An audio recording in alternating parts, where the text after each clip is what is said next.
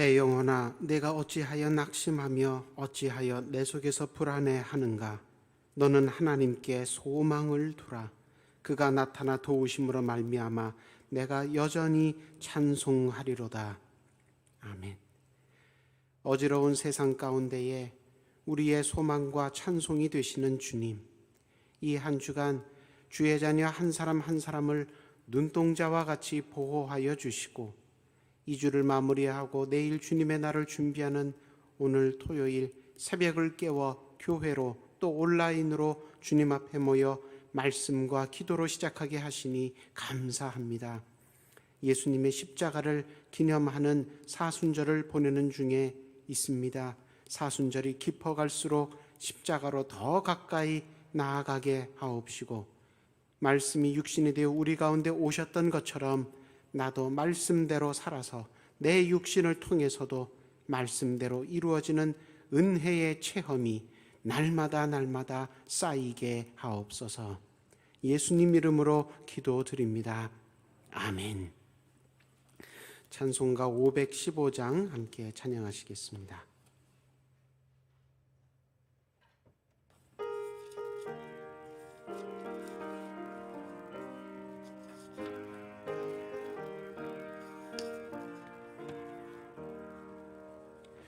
눈을 들어 하늘 보라. 어지러운 세상 중에 각 곳마다 상한 영의 탄식 소리 들려온다. 빛을 잃은 많은 사람, 길을 잃고 헤매이며 당자처럼 기진하니 믿는 자여 어이할꼬.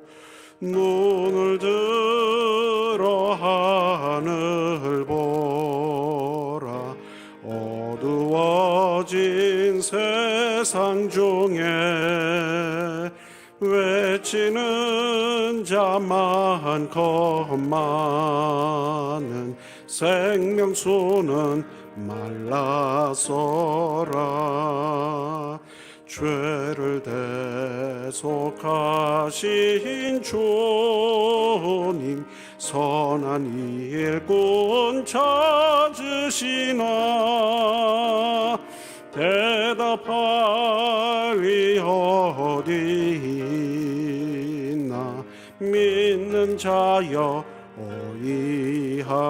어이할꼬.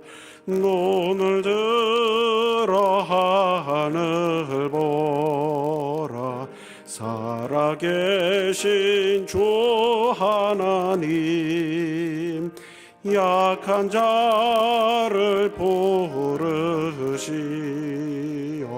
하늘 뜻을 전하셨다. 생명수는 홀로 예수, 처음이요 나중이라. 주님 너를 부르신다. 믿는 자여 어이할꼬. 눈을 들어 하늘 보라. 다시 사신 그리스도, 만 백성을 사랑하사 오래 참고 기다리네. 인내하신 우리 구주, 의의 심판하시는 날 곧 가까이 임하는데 믿는 자여 어이할꼬.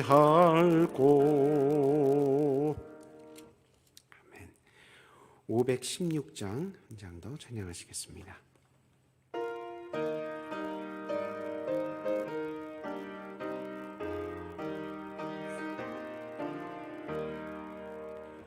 옳은 길 따르라 의의 길을 세계 만민의 참된 길 이 길 따라서 살 길을 온 세계에 전하세 만 백성이 나갈 길 어두운 밤 지나고 동튼다 환한 빛 보아라 저 빛 주 예수의 나라 이 땅에 곧 오겠네 오겠네 주 예수 따르라 승리의 주 세계 만민이 나아갈 길과 진리요 참 생명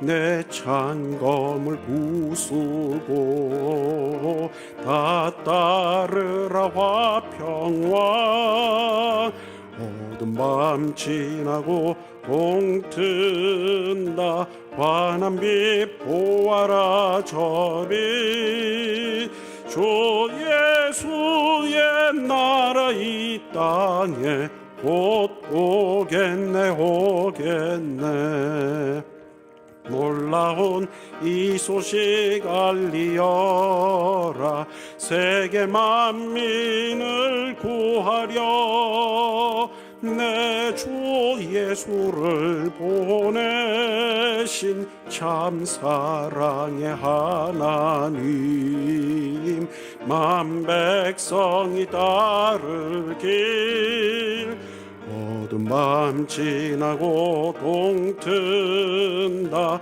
환한 빛 보아라 저 빛 주 예수의 나라 이 땅에 곧 오겠네 오겠네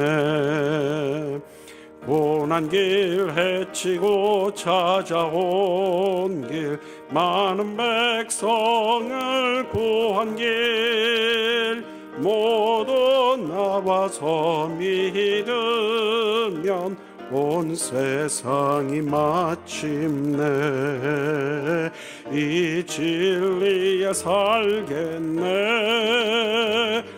어두운 밤 지나고 동튼다 환한 빛 보아라 저 빛 주 예수의 나라 이 땅에 곧 오겠네 오겠네 아멘. 오늘 우리에게 주시는 말씀은 로마서 13장 1절에서 7절 로마서 13장 1절에서 7절까지 말씀입니다. 로마서 13장 1절에서 7절 말씀을 저와 여러분이 한 목소리로 함께 읽겠습니다. 각 사람은 위에 있는 권세들에게 복종하라. 권세는 하나님으로부터 나지 않음이 없나니 모든 권세는 다 하나님께서 정하신 바라. 그러므로 권세를 거스르는 자는 하나님의 명을 거스름이니 거스르는 자들은 심판을 자취하리라. 다스리는 자들은 선한 일에 대하여 두려움이 되지 않고 악한 일에 대하여 되나니 내가 권세를 두려워하지 아니하려느냐. 선을 행하라. 그리하면 그에게 칭찬을 받으리라. 그는 하나님의 사역자가 되어 내게 선을 베푸는 자니라. 그러나 내가 악을 행하거든 두려워하라. 그가 공연히 칼을 가지지 아니하였으니 곧 하나님의 사역자가 되어 악을 행하는 자에게 진노하심을 따라 보응하는 자니라. 그러므로 복종하지 아니할 수 없으니 진노 때문에 할 것이 아니라 양심을 따라 할 것이라. 너희가 조세를 바치는 것도 이로 말미암음이라. 그들이 하나님의 일꾼이 되어 바로 이 일에 항상 힘쓰느니라. 모든 자에게 줄 것을 주되 조세를 받을 자에게 조세를 바치고 관세를 받을 자에게 관세를 바치고 두려워할 자를 두려워하며 존경할 자를 존경하라. 아멘. 네, 얼마 전에 20대 대통령 선거가 끝났습니다. 성도 여러분 모두 기도하시며 투표하셨나요? 민심을 보니까 거의 5대5로 팽팽하게 나뉘어져 있는 결과를 확인을 할 수 있었습니다. 투표에서 진 사람도 매우 아쉬웠겠죠. 0.7% 차로 졌으니까요. 역대 최소 득표차로 졌으니까 매우 아쉬웠겠고, 또 반대편에 이긴 사람도 굉장히 불안해할 것 같습니다. 너무 적은 차로 이겼으니 반쪽짜리 대통령이 되지 않겠냐, 이런 불안함이 있을 것 같습니다. 그런데 한국 교회가 기도하며 투표해서 그런지 그런 5대5로 팽팽하게 나뉘어진 민심이 나라의 혼란으로 다가오는 것이 아니라 진 사람도 깨끗하게 승복하고, 그죠? 또 이긴 사람도 협력과 통합으로 그렇게 초대하는 모습을 보이고 있는 거 보니까 그래도 한국 교회가 기도하며 이 투표에 임했구나. 그래서 결과를 하나님께서 주장해 주시며 인도하고 가시는 중이시구나. 이런 느낌을, 이런 감동을 받습니다. 교회가 계속 나라와 민족을 위해서 기도해야 됩니다. 그래서 5대5로 팽팽하게 나뉘어진 국민이 이제부터는 함께 지혜를 모으고 서로 양보하면서 코로나와 경제 문제, 또 북한의 위기, 자연재해 등으로 어지러운 현실을 하나님의 은혜로 잘 극복해 나갈 수 있도록 기도로 도와야겠습니다. 우리 교회도 나라와 민족을 위해서 기도를 쉬지 않으시기를 주님의 이름으로 부탁합니다. 오늘 본문을 보니까 바울도 로마 교회 성도들을 향해서 하나님의 자녀로서, 그리스도인으로서 어떻게 신앙생활을 하고 어떻게 사회생활을 해야 은혜가 되고 덕이 될지에 대해 권면하고 있습니다. 그런데 오랫동안 오늘 본문 말씀은 오해받기를, 성도는, 교회는 국가 권력에 대해서 순종해야 한다고, 그런 뜻으로 오늘 본문 말씀이 바울이 우리에게 이런 교훈을 주었다고 그렇게 오해를 받아왔습니다. 시작부터 위에 있는 권세에 복종하라, 이렇게 말을 시작하고 있으니까요. 성도는, 교회는 무조건 위의 권세에게 복종해야 되나 보다, 그렇게 오해를 해왔다는 겁니다. 특히 우리 과거의 현대사를 보면 좀 불행한 과거가 있었죠. 군인들이 쿠데타를 일으켜서 헌정 질서를 중단시키고 권력을 쟁취했던 그런 적이 있었습니다. 근데 그때 그 쿠데타로 권력을 쟁취했던 군인들이 오늘 본문 말씀을 인용을 하면서 당신들이 진리로 여기는 성경에 이렇게 위에 있는 권세에 복종하라는 말씀이 있으니까 교회 여러분, 한국 교회 다니는 여러분, 우리한테 복종하십시오, 그렇게 얘기를 했다는 겁니다. 사실은 자기들도 위에 있는 권세에 복종하지 아니하고 쿠데타를 일으켰는데 교회를 향해서 자기들에게 복종을 요구했다니, 이거 사실은 좀 모순되는 논리지요. 그리고 오늘 본문의 말씀도 세상 권세를 높이려고 이렇게 가르침을 주고 있는 게 아닙니다. 1절에서 바울이 로마 교회 교인들을 향해서 위에 있는 권세에 복종하라 라고 얘기했을 때 그 위에 있는 권세는 당연히 누구를 의미하는 거겠습니까? 1차적으로는 로마 황제를 의미를 하는 거죠. 로마에 있는 교인들에게 당신들의 위에 있는 권세에 복종하십시오. 그러면 당연히 편지를 읽는 사람들은 우리 위에 있는, 로마 위에 있는 로마 황제에게 복종하라는 뜻이구나, 그렇게 이해를 했을 거라는 겁니다. 그런데 바울은 로마 황제의 권세에 복종하십시오. 이렇게 콕 집어서 로마 황제라고 얘기를 안 하고 위에 있는 권세라고 일반화시켜서 얘기했습니다. 무슨 뜻입니까? 사람은 누구든지 자기 위에 있는 권세에 복종해야 된다는 겁니다. 그러므로 로마 황제도 자기 위에 있는 권세, 누구죠? 하나님에게 복종해야 한다. 그걸 암시하는 겁니다. 그러니까 로마 교회에게만, 로마 황제에게 복종하라는 뜻이 아니라 로마 교회를 포함해서 로마 황제도 다 누구든지 위에 있는 권세에 복종해야 하는데, 가장 위에 있는 권세는 누구십니까? 하나님이죠. 그러니까 하나님에게 복종을 하라는 뜻을 밑에 전제로 깔고 있는 것입니다. 그래서 바울은 곧이어서 명백하게 뭐라고 말합니까? 모든 권세는, 1절에 바로 뒤에 나오는 얘기입니다. 모든 권세는 하나님으로부터 나지 않음이 없다. 그러니까 로마 황제가 가지고 있는 권세도 하나님께서 주셔서 지금 누리고 있는 권세라는 겁니다. 그 뒤에 또 뭐라고 말합니까? 모든 권세는 다 하나님께서 정하신 것이다. 그러니까 사람 보고 복종하는 게 아니라 하나님 보고 복종하라는 겁니다. 로마 황제보다 더 높으신 권세를 지닌 분이 하나님이신데, 그 하나님께서 정해 주시는 대로 신앙생활, 사회생활 해나가면 된다는 겁니다. 그런데 여러분, 이 당시에 로마 황제가 어땠습니까? 복음을 무시하고 있었습니다. 로마 황제가, 로마의 권세자들이 어떻게 하고 있었습니까? 교회를 경시하고 있었습니다.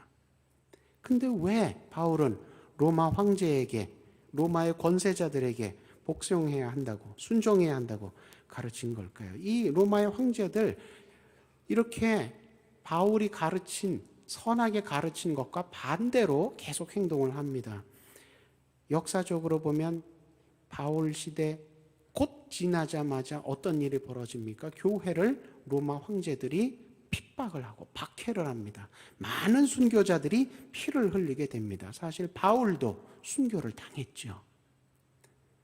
그럼에도 불구하고 초대교회는 바울을 통해 주신 이 하나님 말씀을 따라서 그렇게 자기네들을 박해하는 로마 제국에 적대시하지 않고 억울하고 잔인한 박해를 받는데도 다 감수했습니다. 초대교회는 왜 그랬을까요? 오늘 본문 2절 이하에서 설명하는 것처럼 본래 위정자의 사명은 하나님을 대신해서 이 땅 가운데 공의를 행하는 것입니다. 그런데 비록 이 위정자가 공의를 행하라고 하나님께서 권세를 주셨는데도 그 권세를 잘못 사용해서 불의를 행하고, 그러므로 인해서 하나님의 뜻을 거역할 때, 그때 어떻게 해야 되느냐? 예전에 모세와 여호수아 시대, 사사 시대에는 어떻게 했습니까? 하나님이 여호수아나 사사들을 통해서, 모세나 여호수아나 사사들을 통해서 하나님 앞에 교만한, 하나님 앞에 악을 행하는 이방 민족과 이방 권세들을 심판하셨지요. 그런데 그렇게 하나님께서 명을 따로 주시지 않을 때는 교회가 자의로, 임의로 하나님을 대신해서 불의를 행하는 위정자를 심판하면 안 된다는 겁니다. 그건 하나님께서, 역사의 심판자이신 하나님께서 결정하셔서 이루어 나가실 일이지, 교회가 하나님보다 앞서 나가면 안 된다는 겁니다. 그래서 교회는 자기 시대에 아무리 쓴 고난의 잔이라 할지라도 하나님께서 그 고난의 잔을 마시라고 허락하셨다면 교회는 기도하는 가운데 그 고난의 잔을 감수해야 한다는 겁니다. 왜냐하면 맨 위에 있는 권세는 하나님이신데 그 하나님께서 정하셨기 때문입니다. 이런 가르침은 사실 바울이 로마 교회에 처음으로 가르친 게 아니죠. 이미 구약의 선지자들, 특히 예레미야 선지자도 가르쳤던 내용입니다. 그 당시 유대인들이 볼 때 바벨론 사람들 어떤 사람들입니까? 우상 숭배하는 사람들입니다. 남의 나라 침공해서 약탈하는 포악한 사람들입니다. 그래서 도저히 하나님의 일꾼으로, 하나님의 도구로 쓰일 것 같지 않은 사람들인데 하나님께서 그 바벨론을 매로 삼아서 자기 백성을 치셨습니다. 그러면 어떻게 해야 됩니까? 하나님의 백성은 이방 민족의 매를 맞는다 할지라도, 그게 싫어도, 그게 아파도 그것이 하나님께서 주시는, 허락하시는 징계라면, 그러면 기도하며 순종해야 한다는 겁니다. 그런데 예레미야 시대 유대인들은 그렇게 반응하지 않았죠. 애굽과 손을 잡고 전쟁을 바벨론과 해서 이기려고 하나님께서 주시는 징계를 이건 잘못된 징계라고, 하나님이 이렇게까지 우리를 밟으시면 안 된다고 거절하고 거역하고, 그러다가 정말 망한 겁니다.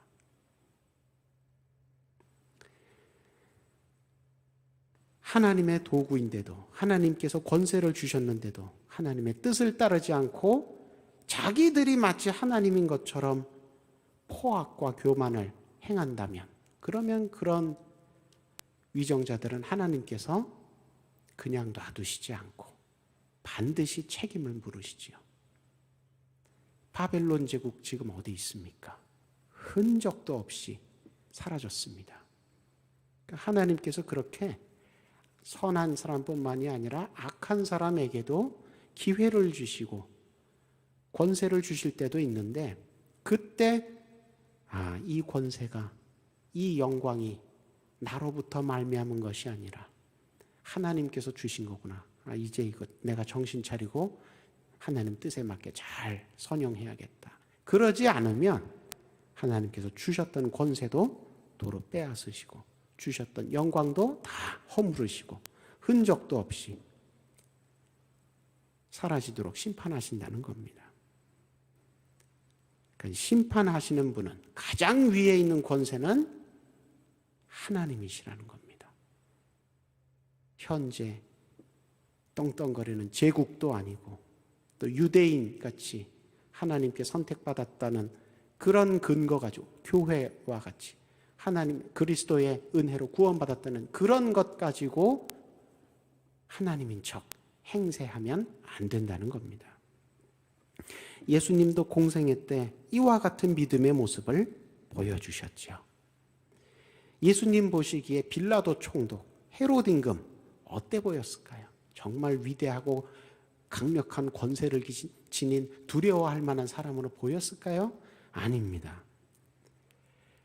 이 지구상의 그 누구도 예수님을 향해 감히 정죄하고 때리고 십자가에 못 박아 죽일 만큼의 권세를 가진 사람은 없죠. 전혀 그런 권세를 가진 사람이 예수님 앞에 없습니다. 다 제 아무리 로마 제국을 등에 업고 제 아무리 왕위에 앉아있고 그래도 예수님 보시기엔 다 그저 유한하고 나약한 인생들에 불과한 것입니다. 그러나 하나님 아버지께서 모든 죄인을 살리시기 위해 십자가를 예수님께 맡기셨을 때, 그때 예수님 어떻게 하셨습니까? 겟세마네에서 기도하셨죠.